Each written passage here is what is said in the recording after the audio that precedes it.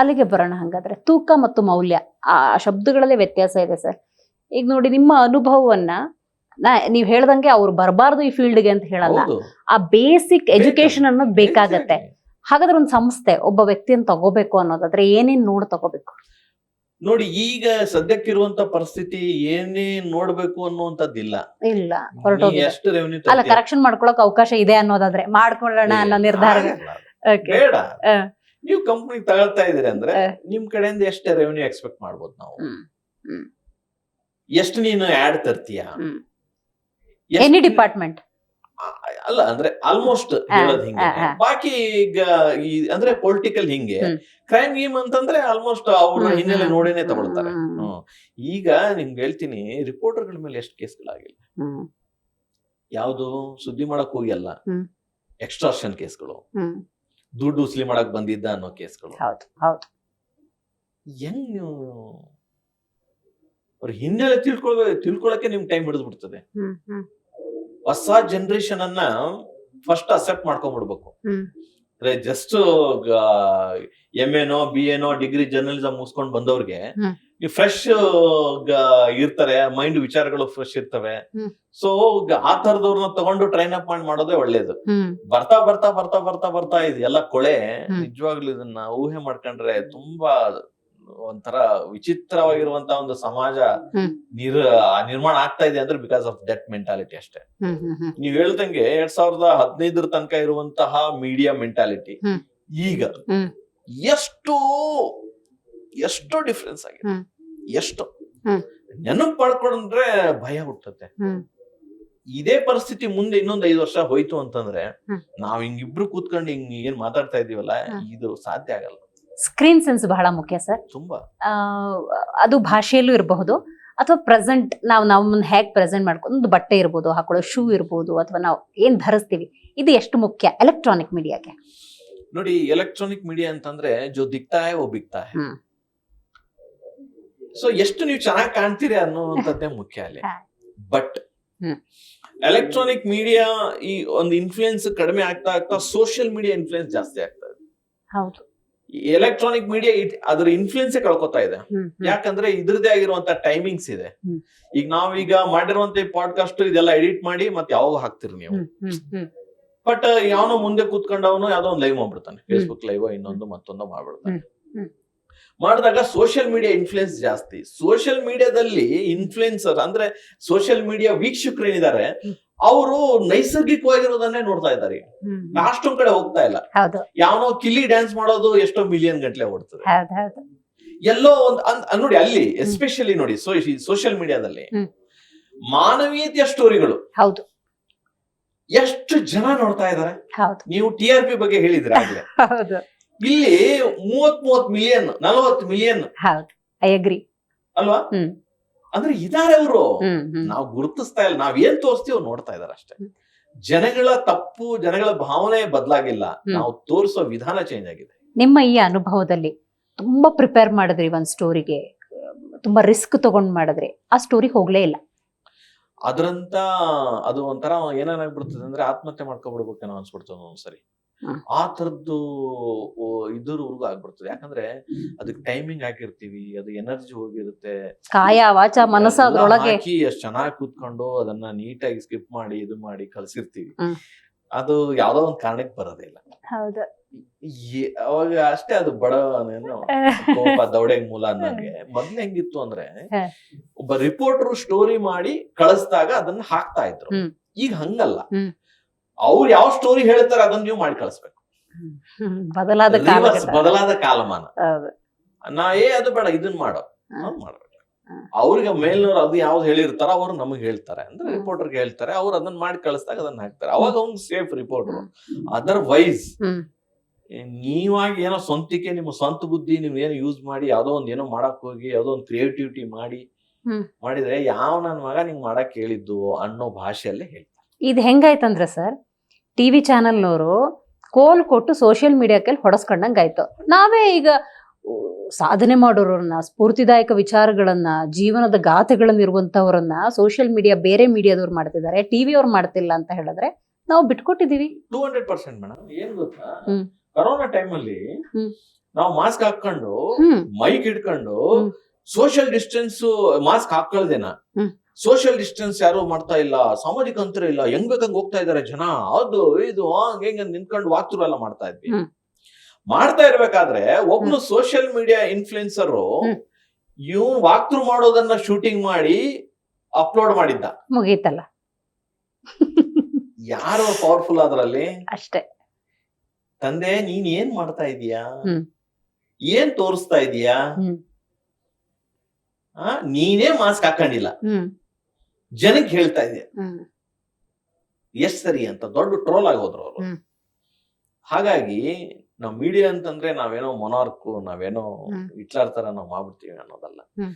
ಈಗ ನಮ್ಗಿಂತ ಇನ್ಫ್ಲೂಯೆನ್ಸರ್ ಯಾರು ಅಂತಂದ್ರೆ ಹ್ಮ್. Social media. ಹ್ಮ್. ಅವ್ರ ಕಣ್ಣಲ್ಲೇ ಹ್ಮ್. ನಾವೆಲ್ಲ ಒಂಥರ ಅವ್ರ ಸಿ ಕ್ಯಾಮ್ರಾದಲ್ಲಿ ನಾವೆಲ್ಲ ಇದೀವಿ. ಹ್ಮ್. ನಾವ್ ಮೈ ತುಂಬಾ ಕಣ್ಣು ನಮ್ಗೆ ಇಲ್ಲೇ ಇದ್ರೆ ಹ್ಮ್. ಮುಗೀತು ಕೆಲಸ. ಹ್ಮ್.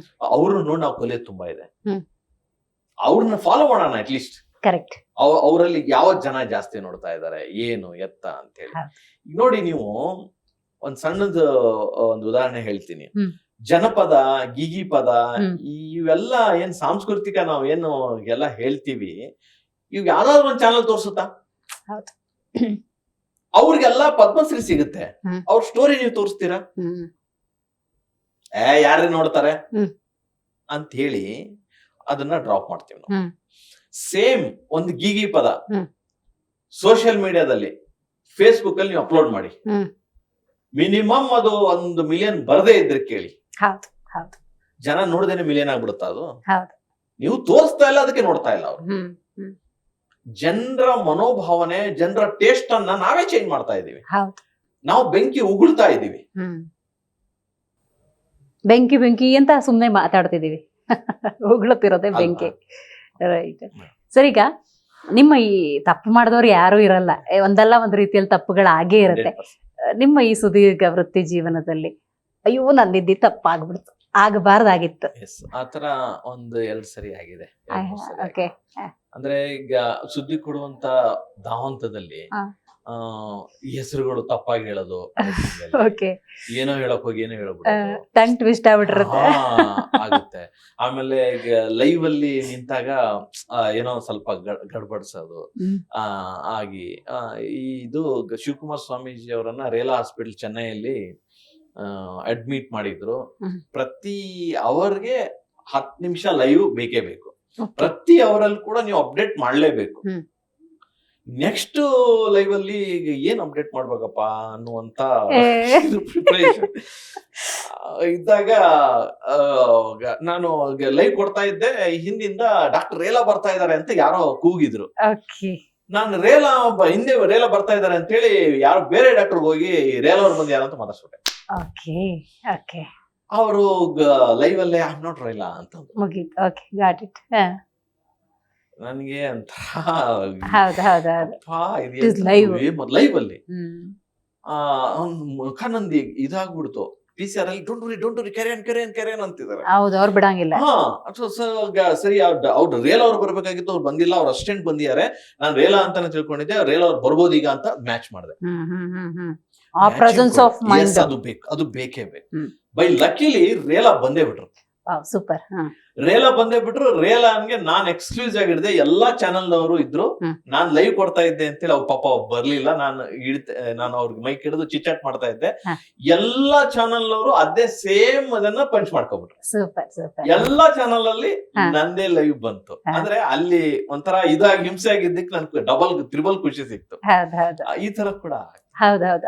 ಇಂತಹದ್ದು ಅನುಭವಗಳು ನ್ಯಾಷನಲ್ ಮೀಡಿಯಾದಲ್ಲಿ ಬಂದಿದ್ದು ಈ ತರದ ನೆನಪಿಸ್ಕೊಳ್ಬಹುದಾ? ತುಂಬಾ ಇದೆ. ಅಂದ್ರೆ ಈಗ ಜಬ್ಬರ್ ಬಸ್ ಆಗಿರ್ಬೋದು, ಆಮೇಲೆ ಆಗಿದೆ ಈ ಪ್ರವಾಹದ್ದಾಗಿರ್ಬೋದು, ಬಾಂಬ್ ಬ್ಲಾಸ್ಟ್ ಈ ತರ. ಆಮೇಲೆ ಇದು ಅಹಮದಾಬಾದ್ ಎಲೆಕ್ಷನ್ಸ್, ಆಮೇಲೆ ಮುಂಬೈ ಕ್ರಿಕೆಟ್, ಈ ತರದ್ದೆಲ್ಲ. ರೈಟ್ ಕ್ಲಿಕ್ ಹೆಂಗ್ ನಡೀತಿದೆ ಸರ್? ರೈಟ್ ಕ್ಲಿಕ್ ಒಂದೇನೋ ಒಂದು ಹೊಸ ಸಾಹಸ ಧೈರ್ಯಕ್ಕೆ ಕೈ ಹಾಕಿದೀನಿ. ಕೈ ಹಾಕಿ ಈಗ ಒಂದ್ 3 ಭಾಷೆಯಲ್ಲಿ right click Kannada, right click Hindi, right click Marathi, ಆಮೇಲೆ ರೈಟ್ ಕ್ಲಿಕ್ ಜೂನಿಯರ್ಸ್ ಅಂತ ಓಕೆ. ಮಕ್ಕಳ ಸಲುವಾಗಿನೇ ಕಾಮಿಕ್ಸ್ ಅದನ್ನೆಲ್ಲ ಇಟ್ಕೊಂಡು ಅದನ್ನೆಲ್ಲ ಮಾಡಿದೀವಿ. ಮಾಡಿ ಈಗ ಒಂದು ಹಂತಕ್ಕೆ ನಡೀತಾ ಇದೆ. ತುಂಬಾ ಅಂದ್ರೆ ಒಂದು 6 ತಿಂಗಳಲ್ಲಿ ಒಂದು 55-60 ಸಾವಿರ ಸಬ್ಸ್ಕ್ರೈಬರ್ಸ್ ಎಲ್ಲ ಆಗಿದ್ದಾರೆ. ನಡೀತಾ ಇದ್ದಾರೆ ಪಾಡಿಗೆ ಅವರು ಮಾಡ್ಕೊಂಡ್ ಮಾಡ್ತಾ ಇದೀವಿ. ನಮ್ಮ MD ಮೀನಾ ಕುಮಾರಿ ಅಂತ ಇದ್ದಾರೆ, ಅವ್ರ ನೇತೃತ್ವದಲ್ಲಿ ಮಾಡ್ಕೊಂಡು ಹೋಗ್ತಾ ಇದೀವಿ. Why right click sir?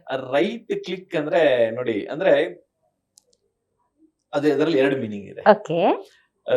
ನಾವು ಯಾವತ್ತು ಅಂದ್ರೆ ಕೈಯಲ್ಲಿ ಮೌಸ್ ಇದೆ ಅಂತ ಹೇಳಿ ಏನ್ ಬೇಕು ಅದನ್ನ ಕ್ಲಿಕ್ ಮಾಡಬಾರ್ದು ಅಂತ. ಹೌದು. ರೈಟ್ ಕ್ಲಿಕ್ ಮಾಡಿದ್ರೆ ನಿಮ್ಗೆ ರಿಫ್ರೆಶ್ ಸಿಗುತ್ತೆ, ಅಲ್ಲಿ ರಿಫ್ರೆಶ್ ಮಾಡಬಹುದು ನೀವು. ಸೊ ರೈಟ್ ಇರೋದನ್ನ ಕ್ಲಿಕ್ ಮಾಡಬಹುದು. ರೈಟ್ ನ್ಯೂಸ್ ಅನ್ನ ಕ್ಲಿಕ್ ಮಾಡಿದ್ರೆ ನಿಮ್ಗೆ ಒಳ್ಳೆ ಸುದ್ದಿ ಸಿಗುತ್ತೆ ಅಂತ ತಾತ್ಪರ್ಯ. ಅದ್ರ ಜೊತೆಗೆ ಅದು RIGHT ರೈಟ್, KLICK ಕ್ಲಿಕ್ ಇದೆ. ರೈಟ್ ಮತ್ತೆ ಕ್ಲಿಕ್, ರೈಟ್ ನ R, ಕ್ಲಿಕ್ ನ K, RK ಅಂತ ಕೂಡ ಅದು ಮ್ಯಾಚ್ ಆಗುತ್ತೆ. ಸೂಪರ್. ಇಟ್ಕೊಂಡು ಅದನ್ನ ಇಟ್ಟಿದೀವಿ. ಯಾವ ತರ ಕಂಟೆಂಟ್ ಸ್ಪೆಷಲಿ ಫೋಕಸ್ ಮಾಡ್ತಾ ಇದ್ದೀವಿ ಅಂದ್ರೆ ಈಗ ಸ್ಪೆಷಲ್ ಸ್ಟೋರೀಸ್ ಅದನ್ನೆಲ್ಲ ಮಾಡ್ತಾ ಇದ್ದೀವಿ. ಅಂದ್ರೆ ಏನಾಗುತ್ತೆ ಅಂದ್ರೆ ನಮ್ಮ ಕರ್ನಾಟಕದಲ್ಲಿ ಬೇರೆ ಬೇರೆ ಭಾಷೆ ಜನ ಎಲ್ಲ ಇದ್ದಾರೆ. ಕರ್ನಾಟಕದ ನ್ಯೂಸ್ ಅವ್ರ ಭಾಷೆಯಲ್ಲಿ ಸಿಗಲ್ಲ. ಹೌದು. ಈಗ ಕರ್ನಾಟಕದಲ್ಲಿ ಮರಾಠಿಗರಿದ್ದಾರೆ, ಕರ್ನಾಟಕದ ನ್ಯೂಸ್ ಎಲ್ಲಿ ಸಿಗುತ್ತೆ ಅವ್ರಿಗೆ? ಮಹಾರಾಷ್ಟ್ರ ಸಿಗುತ್ತೆ. ಹೌದು. ಸೊ ಕರ್ನಾಟಕದಲ್ಲಿರುವಂತ ಮರಾಠಿಗರಿಗೆ ಅವ್ರ ಭಾಷೆಯಲ್ಲಿ ನ್ಯೂಸ್ ಕೊಡುವಂತದ್ದು. ಸೊ ಹಿಂದಿ ಕೂಡ ಅದೇ ರೀತಿ, ಹಿಂದಿ ಭಾಷಿಕರು ತುಂಬಾ ಜನ ಇದ್ದಾರೆ. ಸೊ ಕನ್ನಡದ ನ್ಯೂಸ್ ಅನ್ನ ಹಿಂದಿಯಲ್ಲಿ ಅವ್ರು ಕೊಡುವಂತದ್ದು. ಆ ಒಂದು ಕಾನ್ಸೆಪ್ಟ್. ರೈಟ್. ಈಗ ಸರ್ ನೀವಾಗ್ಲೇ ಹೇಳ್ತಿದ್ರಿ ನಿಮ್ಮ ಅನುಭವದಲ್ಲಿ, ಈಗ ಏನೋ ಒಂದು ವಿಜುವಲ್ ಕ್ಯಾಪ್ಚರ್ ಮಾಡು, ಕ್ಯಾಸೆಟ್ ತಗೋ, ಬಸ್ ಹಾಕು, ಫ್ಲೈಟ್ ಅಲ್ಲೆಲ್ಲ ಅಲ್ವಾ? ಆ ಸಿಚುವೇಶನ್ ಇಂದ ಇವತ್ತೆಲ್ಲ ಸರಳೀಕರಣ ಆಗ್ಬಿಟ್ಟಿದೆ. ಸೊ ಟೆಕ್ನಾಲಜಿ ನಿಮ್ಗೆ ಹೆಂಗ್ ಸಪೋರ್ಟ್ ಮಾಡಿದೆ? ಈಗಿನ ಟೆಕ್ನಾಲಜಿ, ಹೌದು, ಈಗಿನ ಟೆಕ್ನಾಲಜಿ ಸಪೋರ್ಟ್ ಅನ್ನೋದಕ್ಕೆ ನೋಡಿ, ಈಗ 1 ಸೆಕೆಂಡ್ ಸಾಕು ನಿಮ್ಗೆ ನ್ಯೂಸ್ ಪ್ರಸಾರಕ್ಕೆ. 1 ಸೆಕೆಂಡ್ ಸಾಕು. ಈಗ ಹೊಸ ಒಂದು ಇದನ್ನ ಅಂದ್ರೆ ನಮ್ಮ ಒಂದು ಟೆಕ್ನಿಕಲ್ ಟೀಮ್ ಇದೆ, ಒಂದು ಹೊಸ ಒಂದು ಇದನ್ನ ನಾವು ಲಾಂಚ್ ಮಾಡ್ಬೇಕಂತ ಮಾಡಿದೀವಿ. ನ್ಯೂಸ್ ಆನ್ ವಾಟ್ಸ್ಆಪ್ ಅಂತ.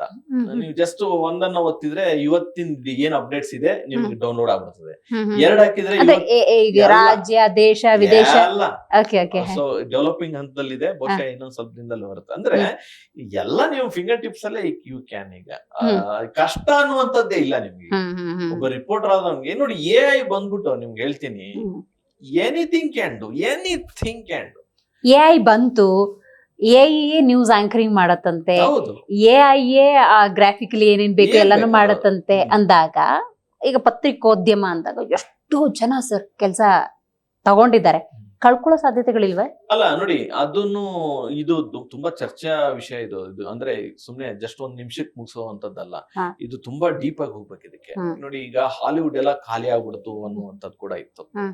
ಸೊ ಏನ ಯೂಸ್ ಮಾಡ್ಬೇಕು ಅಂತಂದ್ರು ಕೂಡ ನೀವು ಒಬ್ಬ ಮನುಷ್ಯನೇ ಬೇಕು ಅದಕ್ಕೆ. ನೀವು ಅದಕ್ಕೆ ಪ್ರಾಂಪ್ಟ್ ಕೊಡ್ಬೇಕಲ್ಲ. ನೀವು ಹೇಳಿದ್ರೆ ಅದು ಮಾಡತ್ತಷ್ಟೇ. ಅಂದ್ರೆ ಬಟ್ 10 ಜನ ಮಾಡೋ ಕೆಲಸ 5 ಜನ ಮಾಡ್ಬೋದು, 3 ಜನ ಮಾಡ್ಬೋದು. ಬಟ್ ಕೆಲಸ ಕಳ್ಕೊಳ್ಳೋದಂತೂ ಗ್ಯಾರಂಟಿ. ನೀವು ಹೋಗುತ್ತೆ ಕೆಲಸ. ಬಟ್ ಅವ್ರು ಅದ್ರಲ್ಲಿ ಅಪ್ಡೇಷನ್ ಮಾಡ್ಕೋಬೇಕು. ಅವ್ರು ಒಂದ್ ಸ್ವಲ್ಪ ಇಂಪ್ರೂವೈಸ್ ಆಗ್ಬೇಕು. ಆವಾಗ ಕೆಲಸನ ಉಳಿಯುತ್ತೆ, ವರ್ಕ್ ಕೂಡ ಸ್ಪಷ್ಟೀಕರಣ ಆಗುತ್ತೆ. ನೀವು ಜಸ್ಟ್ ಬರೀ ಒಂದ್ ಲೈನ್ ನೀವು ಟೆಕ್ಸ್ಟ್ ಕೊಟ್ರೆ ನಿಮ್ಗೆ ವಿಡಿಯೋ ಮಾಡಿ ಕೊಟ್ಬಿಡ್ತದೆ. ಹೌದು. ನೀವು ಹೋಗಿ ಶೂಟಿಂಗ್ ಮಾಡ್ಕೊಂಡು ಅವಶ್ಯಕತೆನೇ ಇಲ್ಲ. ಜಸ್ಟ್ ಒಂದ್ ಇಮೇಜ್, ನಿಮ್ ಇಮೇಜ್ ಕೊಟ್ಬಿಟ್ಟು ಈಗ ನಿಮ್ ಕಡೆಯಿಂದ ಆಂಕರಿಂಗ್ ಮಾಡಿಸ್ಬಿಡ್ಬೋದು. ನಿಮ್ದು ಫೋಟೋ ಸಾಕು. ನಿಮ್ದೊಂದು ಫೋಟೋ ಕೊಟ್ರೆ, ಕಂಟೆಂಟ್ ಕೊಟ್ಬಿಟ್ರೆ ನೀವು ನ್ಯೂಸ್ ಓದ್ಬಿಡ್ತೀರಿ. ನೀವು ಇರೋದೇ ಇಲ್ಲಲ್ಲ. ಸೊ ಆ ತರದೊಂದು ಅಪ್ಡೇಷನ್. ಬಟ್ ಹಿಂಗ್ ಚರ್ಚೆ ಮಾಡಲ್ಲ ಬಿಡಿ ಸರ್. ಹಿಂಗೆ ನಿಮ್ಮ ಅನುಭವ ಇಟ್ಕೊಂಡು ನಮ್ದೇನೋ ಮಾತು ಅಂದ್ರೆ ಆ ತರದ್ ಪಾಪ ಮೆಷಿನ್ ಮಾಡಕ್ಕಿಲ್ಲ. ಅದು ಮಾತ್ರ ಈ ಚಿಂತನೆ ಮಂತ್ರಗಳಾಗ್ಬೇಕಲ್ವಾ ಅಂತ.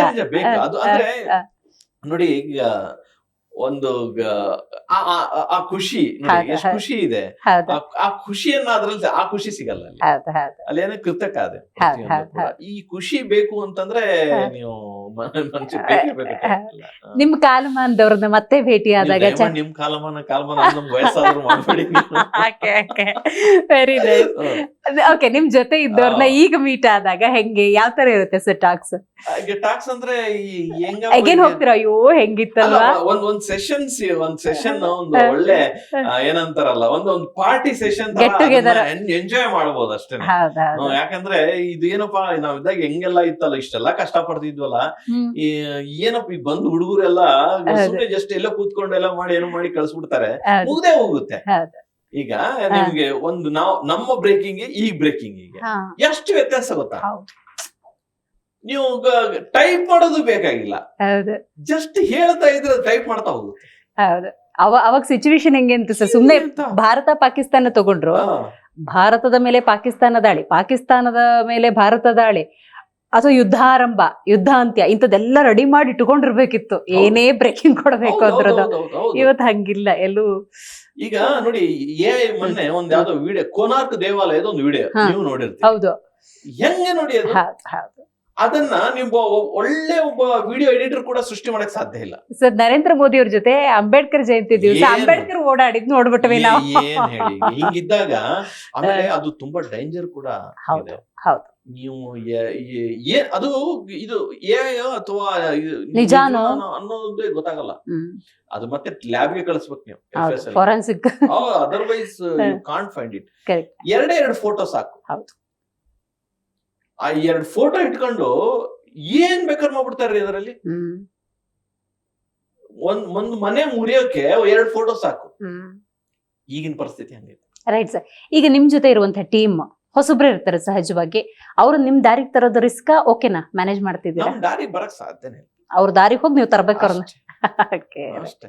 ಯಾಕಂದ್ರೆ ಎಲ್ಲೋ ಅವರು ತುಂಬಾ ಸ್ಪೀಡ್ ಅಲ್ಲಿ ಇದಾರೆ ಅವ್ರು. ಸೊ ಅವ್ರ ಜೊತೆಗೆ ಹೋಗಿ ಅವ್ರಿಗೆ ಹಿಡ್ಕೊಂಡ್ ಬರ್ಬೇಕು. ತುಂಬಾ ಫಾಸ್ಟ್ ಅಲ್ಲಿ ಇದೆ, ರಾಕೆಟ್ ಅವರು. Right sir. ಇವತ್ತು ರಹಮತ್ ಕಂಚಿಗಾರ್ ಅಂತ ಹೇಳಿದ್ರೆ ನಿಮ್ಗೆ ಆದಂತ ಒಂದು ಹೆಮ್ಮೆ ಸಹಜವಾಗಿದ್ದೇ ಇರತ್ತೆ. ಆದ್ರೂ ಯಾವುದೋ ಒಂದು ಕ್ಷಣದಲ್ಲಿ ಪತ್ರಿಕೋದ್ಯಮಕ್ಕೆ ಬರಬಾರ್ದಾಗಿತ್ತು, ಬಂದು ಬಿಟ್ಟೆ ಅನ್ಸಿದ್ಯಾ? ಅಲ್ಲ, ಅನ್ಸಿದೆ. ಅಂದ್ರೆ ನಾನು ಆಕ್ಚುಲಿ ಈಗ ಕೇಸ್ ಬರ್ದಿದ್ದೆ, ಆಮೇಲೆ ಇಂಟ್ರೂ ಅಲ್ಲಿ ಪಾಯಿಂಟ್ 2 ಅಲ್ಲಿ ಹೋಗ್ಬಿಡ್ತು ನಂದು. ಸೊ ಅಕಸ್ಮಾತ್ ಆಗಿ ಅಲ್ಲಿ ಇದ್ದಿದ್ರೆ ಒಬ್ಬ ಆಫೀಸರ್ ಇರ್ತಿದ್ದೆ, ಸೊ ಕನ್ಫರ್ಮ್ IAS ಆಗ್ತಿದ್ದೆ, ಅಥವಾ ಇನ್ನೇನೇನ್ ಆಗ್ತಿದ್ದೋ ಗೊತ್ತಿಲ್ಲ. ಅದ್ರ ಜೊತೆಗೆ ಈಗ ಅಂದ್ರೆ ಒಂದೊಂದು ಕ್ಷಣಕ್ಕೆ ಹಂಗ ಅನ್ಸುತ್ತೆ, ಯಾವಾಗಾದ್ರೂ ಜಾಸ್ತಿ ಅದೇ ಹಾಕಿ ಸ್ಟೋರಿ ಏರಾಗದೆ ಇದ್ದಾಗ, ಎಲ್ಲಾದ್ರೂ ಒಂದ್ ಸಣ್ಣ ಪುಟ್ಟ ಅವಮಾನಗಳಾದಾಗ, ಯಾಕಪ್ಪ ಜನರು ನೇರವಾಗಿ ಬೈದಿದ್ಯಾ? ಅಲ್ಲ, ಜನ ನಿಮಗ್ ಬೈದಿದ್ದಾರೆ, ನಾನು ಬೈಸ್ಕೊಂಡಿದ್ದೀರಿ? ಹೌದೌದು, ಅದು ಒಂದ್ ಹೇಳ್ಬಿಡ್ತೀನಿ. ನಾವು ಎಲೆಕ್ಷನ್ ಟೈಮ್ ಅಲ್ಲಿ ಗದ್ದುಗೆ ಗುದ್ದಾಟ ಅನ್ನುವಂತ ಒಂದು ಕಾರ್ಯಕ್ರಮ ಮಾಡ್ತಾ ಇದ್ವಿ. ಸೊ ಹುಕ್ಕೇರಿ ಅನ್ನುವಂತ ಒಂದು ಪ್ರದೇಶ, ಸೊ ಬೆಳಗಾಂ ಜಿಲ್ಲೆಯಲ್ಲಿ ಬರ್ತದೆ. ಅಲ್ಲಿ ಎಂತ ಜಿದ್ದಾಜಿದ್ದಿನ ರಾಜಕಾರಣಿ ಅಂತಂದ್ರೆ AB ಪಾಟೀಲ್ ಕತ್ತಿ ಫ್ಯಾಮಿಲಿ ಜೊತೆಗೆ ತುಂಬಾ ಅದು ವರ್ಷಾನ್ಗಟ್ಲೆ ಹಿಂದಿನ ಒಂದು ವೈರತ್ವ. ಅಲ್ಲಿ ನಾವು ಪ್ಲೇಸ್ ಮಾಡಿದ್ವಿ. ಮಾಡಿದ ತಕ್ಷಣ SP ಏನಂದ್ರು ಪರ್ಮಿಷನ್ ಕೊಡಲ್ಲ ಅಂದ್ರು. ತುಂಬಾ ಡೇಂಜರ್ ಪ್ಲೇಸ್ ಅದು, ಅಲ್ಲಿ ಯಾಕೆ ಮಾಡ್ತೀರಿ ಅದು ಇದು ಅಂತ. ಇಲ್ಲ ಸರ್, ಮಾಡ್ಲೇಬೇಕು. ಓ ಹಂಗಾರೆ ಕಷ್ಟ, ಏನು ಅನಾಹುತ ಆದ್ರೂ ನೀವೇ ಜವಾಬ್ದಾರಿ ಅಂತ ಬರ್ದ್ಕೊಡ್ರಿ ಅಂದ್ರು. ಸರಿ ಆಯ್ತು ಅಂತೇಳಿ ಬರ್ದ್ಕೊಟ್ಟೆ. ಆಫೀಸಲ್ಲಿ ಯಾಕೆ ರೆಸ್ಟ್ ಇಸ್ತೋದ್ರಿ, ಬೇಡ ಚೇಂಜ್ ಮಾಡಿ ಅಂತಂದ್ರು. ಸರ್ ಇಲ್ಲ, ಮಾಡ್ಬೇಕೆ, ನೋಡೋಣ ಏನಾಗಿದ್ದಾಗ. ಯಾಕ್ರಿ ರಿಸ್ಕ್, ಇಲ್ಲಿ ತಗೊಳ್ತೀನಿ ಸರ್, ನಾನು ರೆಡಿ ಇದ್ದೀನಿ. ಆಯ್ತು, ಮಾಡಿದೆ. ಅದ್ರ ಜೊತೆಗೆ ಏನ್ ಬರ್ದೆ, ನನ್ಗೆ ಇದು ಬೇಕು, ಸೆಕ್ಯೂರಿಟಿ ಬೇಕು ಅಂತ ಹೇಳಿನೂ ಬರ್ದೆ. ಹೌದು, ಅವರು 3 ಜೀಪ್ ಕಳ್ಸಿದ್ರು, ದೊಡ್ಡ ಇದು KSRP ವ್ಯಾನ್ ಕಳ್ಸಿದ್ರು, 3 van. First time in Karnataka election coverage ಮಾಡುವಂತ ಮೀಡಿಯಾಗೆ ಕೊಟ್ಟಿರುವಂತಹ ಸೆಕ್ಯೂರಿಟಿ ಫೋರ್ಸ್ ಬಗ್ಗೆ ನಿಮ್ಗೆ ಹೇಳ್ತಾ ಇದ್ದೀನಿ. ಗ್ರೌಂಡ್ ಅಲ್ಲಿ 3 ವ್ಯಾನ್ಗಳು. ಆಮೇಲೆ ಕಾರ್ಯಕ್ರಮಕ್ಕೆ ಹೆಂಗ್ ಬಂದಿದ್ದಾರೆ ಗೊತ್ತಾ ಜನ, ಈಗಲೂ ಕೂಡ ತಾವು ಯೂಟ್ಯೂಬ್ ಅಲ್ಲಿ ನೋಡಬಹುದು. ಗದ್ದಿಗೆ ಗುದ್ದಾಟ ಹುಕ್ಕೇರಿ ಅಂತ ಹಾಕಿದ್ರೆ ಈಗಲೂ ಕೂಡ ಬರುತ್ತೆ. ಸೊ ಈ ದೊಡ್ಡ ಸಮಾವೇಶಕ್ಕೆ ಈ ಮೆಟಡೋರ್ ಅಲ್ಲಿ ಈ ಟ್ರ್ಯಾಕ್ಸ್ ಅಲ್ಲಿ ಬರ್ತಾರಲ್ಲ, ಟೆಂಪೋ ಟ್ರ್ಯಾಕ್ಸ್ ಅಲ್ಲಿ, ಹಂಗೆ ಬಂದು ಇವ್ರನ್ನ ಇದನ್ ಮಾಡಕ್ ಆಗ್ಲಿಲ್ಲ, ಕಂಟ್ರೋಲ್ ಮಾಡಕ್ ಆಗ್ಲಿಲ್ಲ.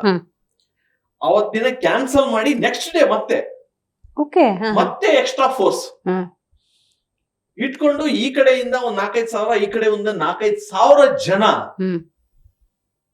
ನಾನೊಬ್ನೇ ಮೈಕ್. ನನ್ನ ಲೈಫ್ ಅಲ್ಲಿ ಆ ತರದ, ಬಹುಶಃ ನನ್ನ ಲೈಫ್ ಅಲ್ಲ, ಜರ್ನಲಿಸ್ಟ್ ಲೈಫ್ ಅಲ್ಲಿ ಬಹುಶಃ ಆ ತರ ಪ್ರಸಂಗ ಯಾರು ಎದುರಿಸಿಲ್ವೇನೋ ಅನ್ಸುತ್ತೆ ನನಗೆ. ಅದು ನನಗೆ ಹೆಮ್ಮೆ ಕೂಡ ಇದೆ. ಸೊ ಆ 8-10 ಸಾವಿರ ಜನರನ್ನ ನಾನ್ ಕಂಟ್ರೋಲ್ ಮಾಡಿದೆ. ಸೂಪರ್. ಒಂದೇ ಒಂದು ನನ್ನ ಅವಾಜಿಗೆ ಸುಮ್ನೆ ಆಗ್ಬಿಡೋರು. ಅಂತೇಳಿ ನನ್ನ ಒಂಥರ ನ್ಯಾಚುರಲ್ಲೇ ನನ್ ಲೌಡ್ ವಯಸ್ಸೈತೆ, ಹ. ಅದಕ್ಕೆ ಸುಮ್ನೆ ಆಗ್ಬಿಡೋರು. ಹ. ಇವ್ರುಗಳೆಲ್ಲ ಏನಾದ್ರು ಪಂಚಿಂಗ್ ಡೈಲಾಗ್ ಅವು ಇವು ಹೊಡೆದಾಗ ಹೌದೌದು, ಬರ್ತಿತ್ತು. ಜೋರಾಗಿ ಹ. ಬರೋದು. ಸೊ ಆ ಟೈಮಲ್ಲಿ ಅವ್ರನ್ನೆಲ್ಲ ಕಂಟ್ರೋಲ್ ಮಾಡಿ, ಹ. ಇವ್ರನ್ನ ಮ್ಯಾನೇಜ್ ಮಾಡಿ, ಹ. ಗಲಾಟೆ ಆಗ್ದಿರೋ ನೋಡ್ಕೊಳ್ಳೋದು ಇದೆಯಲ್ಲ, it's a big challenge. Super. I handle it carefully. Right sir. ಇವತ್ತಿನ ಕಾರ್ಯಕ್ರಮದಲ್ಲಿ ನೀವು ಭಾಗಿಯಾಗಿ ನಿಮ್ಮ ಅನುಭವಗಳಿರ್ಬೋದು ಮತ್ತು ಪತ್ರಿಕೋದ್ಯಮ ಅಂದ್ರೆ ಹೇಗಿದ್ರೆ ಚಂದ, ರೈಟ್ ಕ್ಲಿಕ್ ಬಗ್ಗೆ ಕೂಡ ತಿಳಿಸ್ಕೊಟ್ಟಿದ್ದಕ್ಕಾಗಿ ಧನ್ಯವಾದಗಳು. Thank you very much. So ನೋಡಿದ್ರಲ್ಲ, ಜಿ ವೈಬ್ಸ್ ಪಾಡ್ಕಾಸ್ಟ್ ನಲ್ಲಿ ಹಿರಿಯ ಪತ್ರಿಕೋದ್ಯಮಿ, ಹಿರಿಯ ವರದಿಗಾರರು, ರೈಟ್ ಕ್ಲಿಕ್ ಡಿಜಿಟಲ್ ನೆಟ್ವರ್ಕ್ ನ ಸಿಇಒ ಆಗಿರುವಂತಹ ಡಾಕ್ಟರ್ ರಹಮತ್ ಕಂಚಿಗಾರ್ ಅವರು ಭಾಗಿಯಾಗಿದ್ರು. ಬಹಳ ಮುಖ್ಯವಾಗಿ ಪತ್ರಿಕೋದ್ಯಮದ ಬಗ್ಗೆ ಸುದೀರ್ಘವಾಗಿ ಮಾತಾಡಿದ್ದಾರೆ. ಪತ್ರಿಕೋದ್ಯಮ ಅಂದಾಗ ಉದ್ಯಮವಾಗಿದೆ, ಅಲ್ಲೊಂದು ಇಸಮ್ ಇತ್ತು, ವಾದ ಇತ್ತು, ಅದು ಬದಲಾಗಿದೆ. ಈ ಬದಲಾದ ಕಾಲಮಾನಕ್ಕೆ ನಾವು ಕೂಡ ಹೊಂದಿಕೊಂಡು ಈ ಸೇವೆಯನ್ನ ನಿರಂತರವಾಗಿ ಮಾಡಬೇಕು ಅನ್ನುವಂಥ ಸದುದ್ದೇಶ ಇದೆ. ರೈಟ್ ಕ್ಲಿಕ್ ಅನ್ನುವಂಥ ಸಂಸ್ಥೆಯನ್ನ ಆರಂಭ ಮಾಡಿದ್ದೇವೆ. ಅದರ ಮೂಲಕ ಜನರನ್ನು ತಲುಪುವಂತಹ ನಿರಂತರ ಕೆಲಸ ಖಂಡಿತವಾಗ್ಲೂ ಆಗುತ್ತೆ ಅನ್ನುವಂಥ ವಿಚಾರವನ್ನ ತಿಳಿಸ್ಕೊಂಡಿದ್ದಾರೆ. ಅವರಿಗೆ ಶುಭವಾಗ್ಲಿ ಅಂತ ಹಾರೈಸ್ತಾ ಇವತ್ತಿನ ಕಾರ್ಯಕ್ರಮವನ್ನ ಮುಗಿಸೋಣ. ನೋಡ್ತಾ ಇರಿ ಜಿ ಕನ್ನಡ ನ್ಯೂಸ್, ಸತ್ಯವೇ ಸುದ್ದಿಯ ಜೀವಾಳ.